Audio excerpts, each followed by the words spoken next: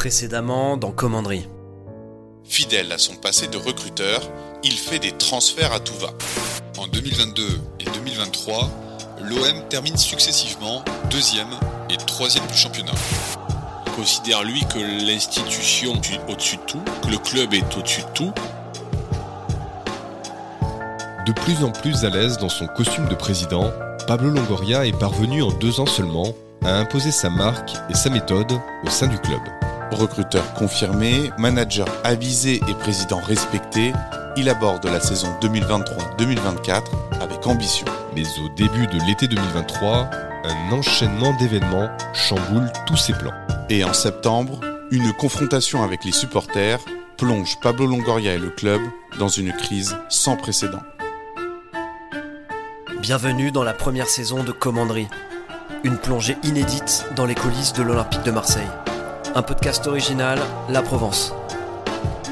Épisode 4. Une semaine en enfer. Après 2 ans sportivement réussis, après 2 podiums consécutifs, la cote du président espagnol est au plus haut à Marseille. Un jeu enthousiasmant, une qualification pour les barrages de la Ligue des Champions, l'OM de Pablo Longoria est sur une pente ascendante. Mais au début de l'été 2023, rien ne va plus. Après seulement une saison, l'entraîneur croate Igor Tudor quitte le club, remplacé par l'Espagnol et ami de Pablo Longoria, Marcelino. 3 saisons, 3 entraîneurs, l'instabilité de l'OM version Longoria devient presque chronique. Et là, il fait sa première grosse erreur en tant que président de l'OM. Il décide de nommer un de ses amis, Marcelino. Alexandre Jacquin est chef du service des sports à la Provence. Nouvel entraîneur, nouveau projet, on rechamboule l'effectif. Les joueurs qui étaient faits pour jouer sous Tudor ne sont plus faits techniquement, tactiquement pour jouer sous Marcelino, donc on refait un effectif.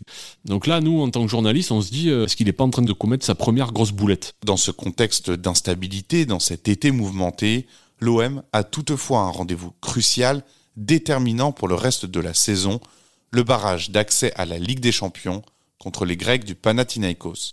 Deuxième erreur, la construction de l'effectif est faite sur une prévision de participation à la Ligue des Champions. Ils ont pris des joueurs et ils ont dépensé de l'argent sur le marché des transferts et ils ont recruté des joueurs qui étaient faits pour disputer la Ligue des Champions parce que la Ligue des Champions t'amène une manne financière que tu n'as pas quand tu participes à la Ligue Europa. Pensant un peu trop sur 2 avec Javier Ribalta. Donc ça passerait largement des Iliman Ndiaye et des Aubameyang. On va se qualifier, il n'y a aucun problème, on va les passer ces tours préliminaires. Et malheureusement, l'incertitude du football fait que l'OM se fait sortir par le Panathinaikos au Vélodrome après une soirée rocambolesque.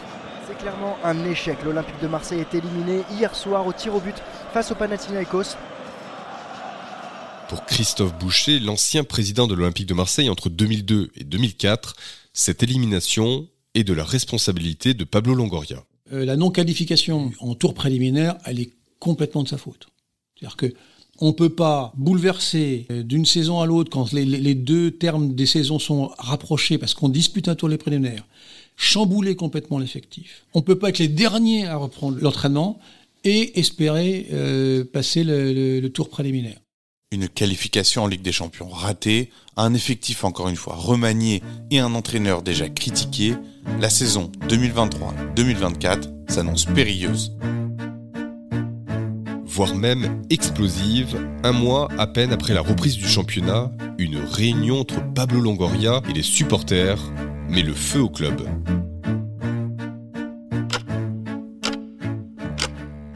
Lundi 18 septembre. À 20h, dans la salle de presse de la Commanderie, Pablo Longoria reçoit les responsables des principaux groupes de supporters. Aux côtés du président espagnol, les 3 principaux membres de l'état-major sont présents. Un rendez-vous pour gérer les affaires courantes, prévues de longue date, mais très vite, la discussion s'envenime. Je suis chez moi, je reçois un message d'une personne bien informée autour de l'OM qui me dit il y a une réunion en ce moment même à la Commanderie entre les supporters et la direction. Il y a Pablo Longoria, il y a Javier Ribalta, il y a Pedro Heriondo, il y a Stéphane Tessier et c'est en train de partir en vrille. Le climat est très hostile, les supporters sont en train de rentrer dedans la direction, mais on n'en dit pas plus. Peu de temps après, de nouveaux éléments sur cette réunion fuitent dans la presse et confirment ces premières informations. Je vous dis sincèrement, j'ai été surpris, voire j'ai halluciné des retours que j'ai eus de cette réunion. Ça a été très très fort, hein. Pas violent, mais en tout cas parfois menaçant. Et voilà, ils ont demandé la démission de ces 4 dirigeants qui créeraient une certaine instabilité, une aura un peu sulfureuse du côté de la commanderie, selon les groupes de supporters de l'OM. Mardi 19 septembre. Au lendemain de cette réunion sous tension, un parfum de crise plane sur l'OM. À la rédaction des Sports de la Provence, les journalistes tentent alors de démêler le vrai du faux. Contacté, un supporter présent à la réunion donne sa version des faits et revient notamment sur les prétendues menaces. Pour des raisons d'anonymat, ces propos ont été rejoués par un journaliste de la rédaction. Il n'y a pas eu de menace de mort comme on a pu l'entendre, sûrement pas. Juste un coup de pression comme on sait le faire à Marseille. Menace d'un côté, coup de pression de l'autre, 2 versions s'opposent, mais à cet instant, difficile de savoir ce qu'il s'est réellement dit lors de cette réunion. Pour Jean-Pierre Bernès, ancien dirigeant de l'OM qui a déjà connu plusieurs bras de fer avec les supporters, il faut alors relativiser leur langage parfois un peu fleuri. À Marseille, dans le sud, on a un langage, alors je dis pas que la vulgarité, tout ça, il faut cautionner tout ça, ou la violence, c'est pas ça du tout. Mais on a une forme de dialogue qui n'est pas le même qu'à Lille, en Bretagne ou à Paris. C'est pas le même. Si vous ne comprenez pas ce dialogue, il faut montrer aux supporters que vous n'avez pas peur des supporters. Parce que les supporters n'aiment pas que vous ayez peur d'eux, parce qu'ils se disent qui c'est, il a peur, c'est un faible. Donc les supporters, ce sont des supporters, les dirigeants, ce sont des dirigeants. Il doit y avoir une entente, parce que vous ne pouvez pas vivre sans les supporters. Au-delà des prétendues menaces, les leaders des groupes de supporters ont listé lors de cette réunion une série de griefs à l'encontre de Pablo Longoria et de la direction. Niveau de jeu insuffisant, instabilité chronique ou encore copinage, rien ne leur a été épargné. On a évoqué plusieurs choses, dont la gestion des cas Mandanda et Payet, mais aussi ceux de Guendouzi et Sanchez. On a parlé du début de la saison, de la mauvaise qualité de jeu aussi, et de certains dossiers, comme les problèmes et les féminines et le centre de formation. Et on a reproché à Longoria la politique sportive du club, mais aussi de se gaver sur le dos de l'OM, de faire manger ses amis en les mettant en place, de prendre des sous sur les transferts. Là, il a répondu « Si vous pensez que j'ai pris 1 euro, je quitte le club. Il était blanc comme un linge, on aurait dit un petit garçon en train de se faire gronder par des adultes, et les autres n'ont pas bronché. Il n'a pas compris qu'en tant que président, il doit imposer son autorité et nous dire de rester à notre place. Au lieu de ça, il tremble. » Le ton est monté, des griefs lui sont faits, des paroles dépassent les pensées, ça part un peu dans tous les sens. Il y a peut-être un peu de on-dit non vérifié dans certaines accusations contre la direction. Il y a aussi des gens du club qui ont été licenciés les mois précédents ou qui ont été écartés de certaines responsabilités. Et il y a tout un tas de personnes qui, au bout de 2 ans et demi de présidence de Longoria, lui en veulent maintenant de ne plus faire partie du projet. Et à partir de là, forcément, les supporters connaissant tout le monde dans cette ville, font partie intégrante de l'environnement de l'OM, on lui reproche tout et n'importe quoi. Perçu dans les premiers instants comme une réunion simplement houleuse entre dirigeants et supporters, l'issue de cet échange prend alors une tournure inattendue. Dans la journée, une rumeur enfle. Pablo Longoria et son entraîneur Marcelino auraient présenté leur démission. Sur les réseaux sociaux, au bureau ou encore dans les bars du centre-ville, la rumeur est maintenant dans toutes les discussions. Muette depuis le début de l'affaire, la direction de l'OM publie à 22h30 un communiqué pour réagir à la réunion avec les supporters. Le directoire de l'OM croit en une relation transparente et régulière avec ses supporters et tout le monde au club, joueurs, staff et direction, considère que les critiques font partie intégrante du rôle et de l'honneur de représenter l'OM sur et en dehors du terrain. Le directoire de l'OM ne peut accepter les menaces personnelles. Ses membres ne peuvent tolérer des attaques individuelles et toute forme de diffamation publique infondée. Une relation basée sur l'intimidation ne peut garantir les conditions minimales acceptables pour que le directoire du club puisse continuer à s'investir pour la transformation de l'OM. À la lecture de ce communiqué, difficile d'y voir plus clair, personne ne sait en fait si Pablo Longoria est encore le président de l'Olympique de Marseille. 24 heures après la fameuse réunion, c'est la crise à l'OM. Mercredi 20 septembre. Nouvelle journée et nouveau rebondissement dans cette semaine totalement surréaliste. La crise de la commanderie fait désormais la une des journaux et éclipse totalement les enjeux sportifs à 24 heures du premier match de Ligue Europa à Amsterdam contre l'Ajax. Un match de prestige, un match à enjeu, mais ni l'entraîneur, ni les principaux dirigeants ne font le déplacement avec l'équipe. Il n'y a plus de dirigeants, il n'y a aucun dirigeant qui accompagne l'équipe quasiment à Amsterdam. Fabrice Lamperti est journaliste au service des sports et il était du déplacement à Amsterdam. Je pense que c'est du jamais vu. Sans entraîneur, ça peut arriver parce que il y a des moments où les entraîneurs peuvent démissionner ou être débarqués de leurs fonctions, etc. Mais sans dirigeant, sans président, sans directeur sportif, je pense que ça doit être une première dans l'histoire du football international. Parce que là, l'OM a vraiment repoussé les limites de ce qu'on pouvait imaginer. Resté à Marseille, en retrait des affaires de son club, Pablo Longoria est alors un président isolé qui n'a toujours pas livré sa version des faits. J'ai Pablo Longoria par message pendant la nuit en lui demandant et en lui disant je pense que si tu veux parler, nous on est là, ce serait bien que tu puisses donner ta version de la situation, expliquer où tu en es, ce que tu vas faire, et il refuse poliment, mais il se dit non, c'est pas le moment c'est pas le bon moment pour parler, j'attends un peu. Bon. Finalement, le lendemain, en fin de matinée, alors que les joueurs sont partis aux Pays-Bas, ils changent d'avis. Prévu à 15h30 à l'hôtel Sofitel, l'interview promet de faire l'effet d'une bombe. Mais à 14h20, quelques minutes à peine avant le rendez-vous, l'OM publie un nouveau communiqué. L'Olympique de Marseille considère que les événements du 18 septembre dernier et les menaces reçues à l'endroit des membres de la direction de l'OM ne permettent pas à Marcelino et à son staff technique d'exercer dans de bonnes conditions les fonctions pour lesquelles ils ont été engagés. En conséquence de cette situation indigne, Marcelino et son staff ne sont pas en mesure de poursuivre leur mission à l'Olympique de Marseille. On est sur une officialisation de quelque chose qu'on savait déjà depuis 24 heures. On se demande à ce moment-là quelles sont les vraies raisons du départ de Marcelino. Parce que là, il y a plusieurs lectures à la situation. On se dit, est-ce qu'il se sent vraiment menacé ? On trouve ça un peu bizarre parce qu'il n'était pas à la réunion. Il part en soutien de Pablo Longoria qui se sent menacé. Donc on se dit, normalement, Pablo Longoria doit partir aussi. Sauf que Pablo Longoria s'est mis en retrait mais n'a pas annoncé son départ.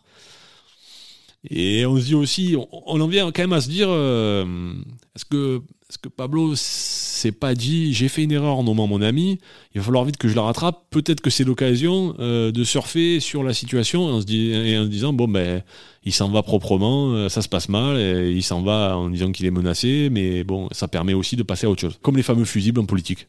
Marcelino parti, la question de l'avenir de Pablo Longoria est désormais plus brûlante que jamais. Mais avant d'évoquer son futur avec l'OM lors de son entretien avec les journalistes de la Provence, c'est un président à fleur de peau qui apparaît au 7e étage du Sofitel. Dans ma tête, je me dis, mais qu'est-ce qu'il fait là ?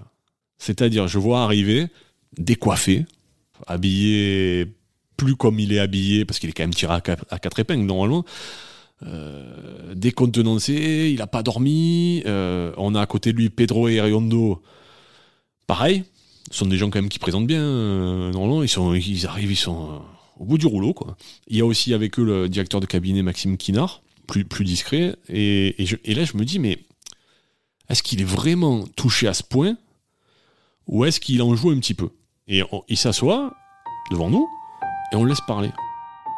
Au début, on avait toute notre batterie de questions. Mais là, on le laisse parler parce qu'on sent qu'il en a énormément sur la patate. Il en a gros sur le cœur et il déroule sa vérité, sa version. Il part dans tous les sens. On a du mal au début à le couper, puis après, finalement, on rentre dans notre déroulé d'interview qu'on avait prévu. Mais ça dure très longtemps. À côté, on a Pedro et Riondo qui commencent à avoir la larme à l'œil. Et là, je me dis, si ils sont comme ça, c'est qu'ils vont partir. Je me dis, c'est pas possible d'être comme ça. C'est la fin. Je me dis, c'est la fin de l'histoire. C'est pas possible d'être touché à ce point et de pouvoir continuer à être président et directeur de la stratégie de l'OM. Ils sont dans une phase, ils ont lâché, ils sont tristes, ils sont dégoûtés, ils partent. Les raisons, est-ce que c'est la Réunion, est-ce que ce n'est pas la Réunion? Mais je me dis, c'est pas possible, là c'est la fin de l'histoire.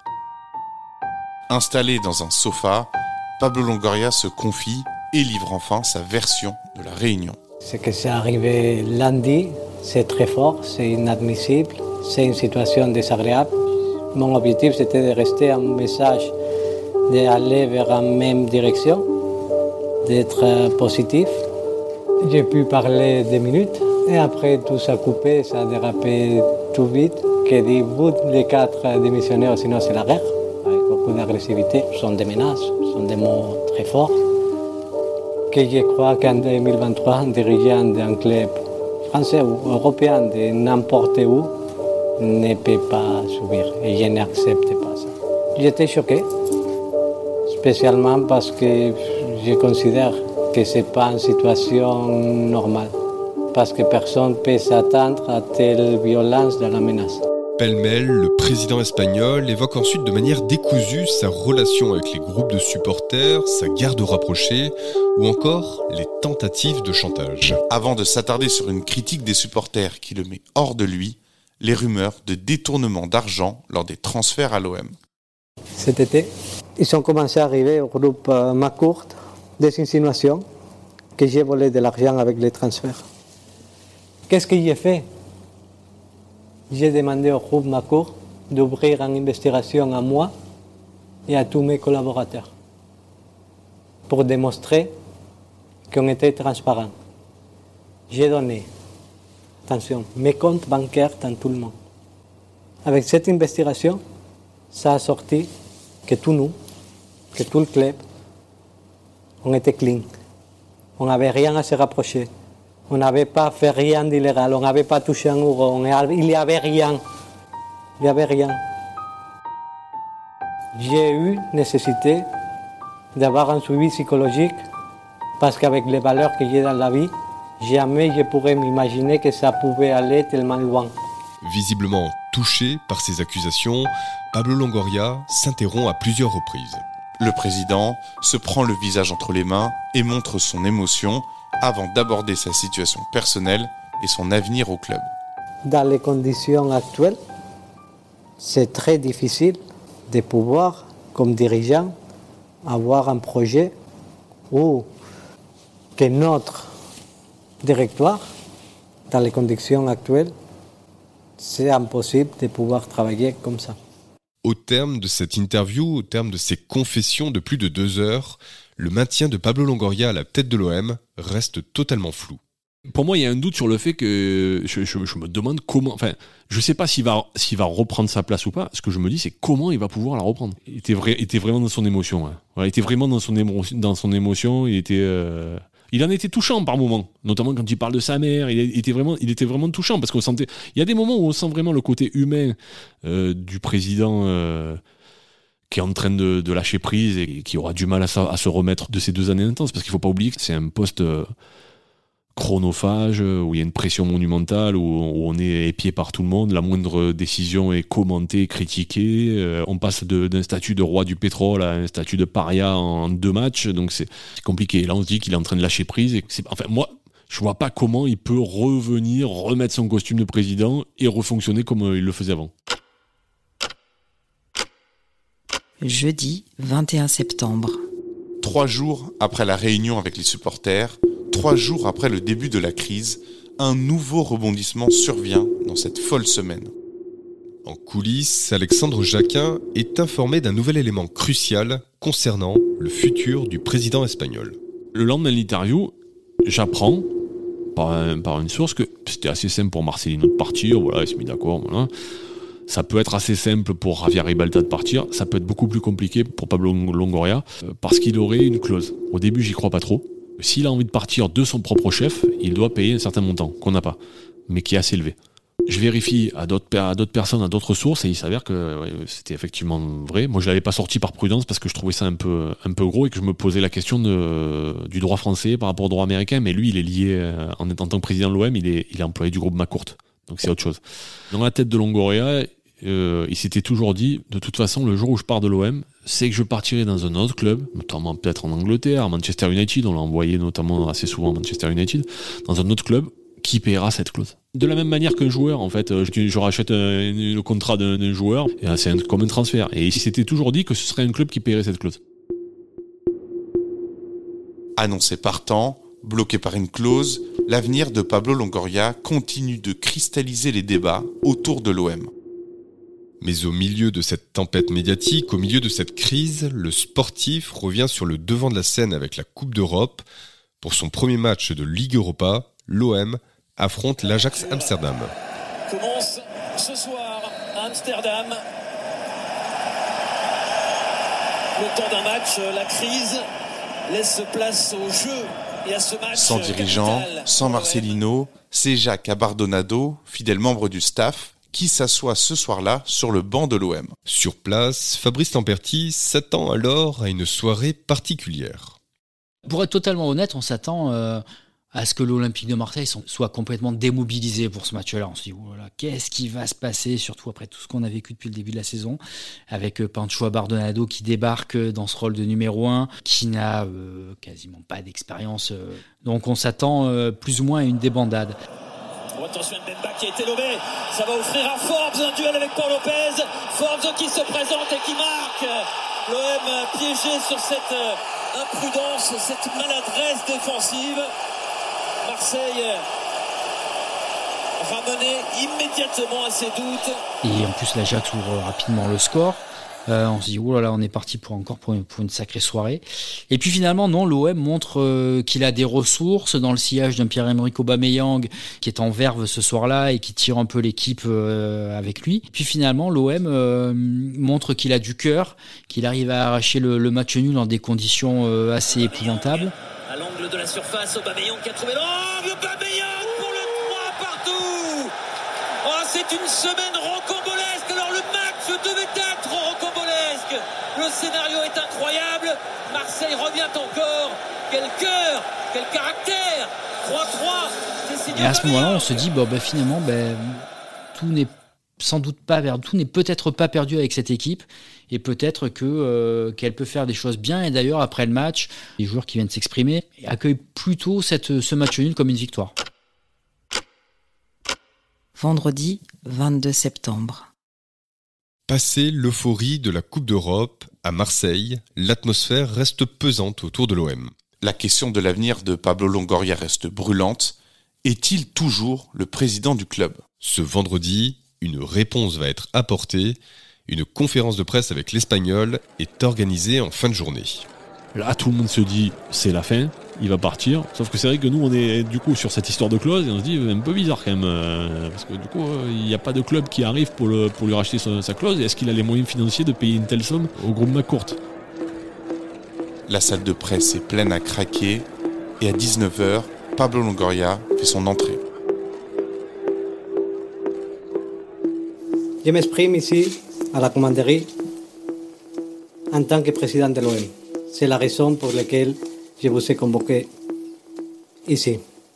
J'ai vu des journées compliquées, avec beaucoup d'émotions.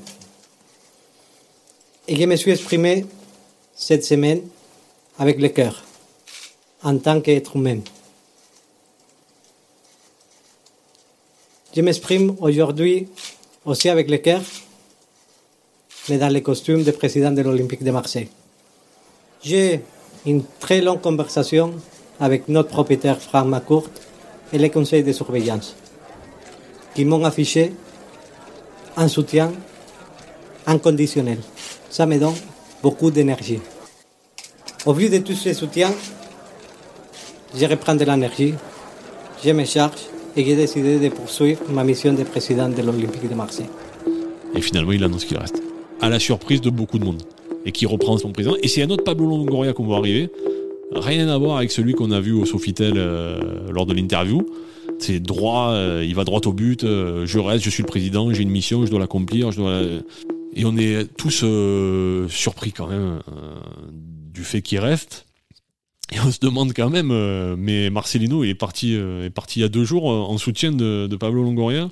Parce qu'il était menacé, donc Marcelino, il est parti pourquoi? Ou juste, expliquez-nous. On n'aura jamais la réponse. Après 4 jours de rumeurs, de tractations et de jeux de dupes, l'avenir de Pablo Longoria est enfin fixé. Il est et reste le président de l'Olympique de Marseille. Mais comme dans un feuilleton sans fin, pendant la conférence de presse, Pablo Longoria, de manière totalement inattendue, fait une annonce qui prend tout le monde de court.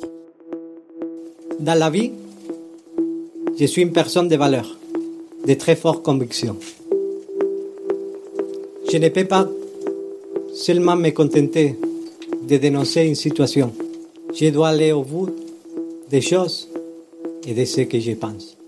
J'ai donc demandé à mes avocats de déposer plainte par rapport à ce qui s'est passé. Cette annonce de Pablo Longoria remet alors le feu aux poudres dans sa relation avec les groupes de supporters. C'est totalement rocambolesque, j'en souris, mais on est dans un de ces épisodes assez lunaires de l'histoire de l'OM, quoi. Ça s'est calmé rapidement après par la suite. C'est assez incompréhensible, même un an plus tard, un an et demi plus tard, d'analyser cet épisode-là sur je vais porter plainte contre qui, contre quoi, contre les forces obscures, qui m'a menacé vraiment, il n'a jamais donné de nom. C'est même assez surprenant de sa part. Interrogé dans la foulée par la Provence, Rachid Zerwal, le leader d'un des plus importants groupes de supporters, les SAS Winners, réagit avec fermeté. Ces propos recueillis dans la Provence sont rejoués par un journaliste de la rédaction. Je n'en ai rien à foutre. Il peut dire ce qu'il veut. Je sais ce que j'ai entre les mains. S'il continue, ça sortira aux yeux de tous. Et les gens qui couvrent au centre de formation. C'est tout ce que j'ai à dire. Il brasse du vent. Il a dit qu'il porterait plainte contre qui? Contre quoi? Rien. Moi aussi, je vais porter plainte. D'un côté, un président qui annonce porter plainte sans dire contre qui ou contre quoi. De l'autre, un supporter qui fait des sous-entendus. Malgré les tentatives d'apaisement, la situation autour de l'OM reste confuse.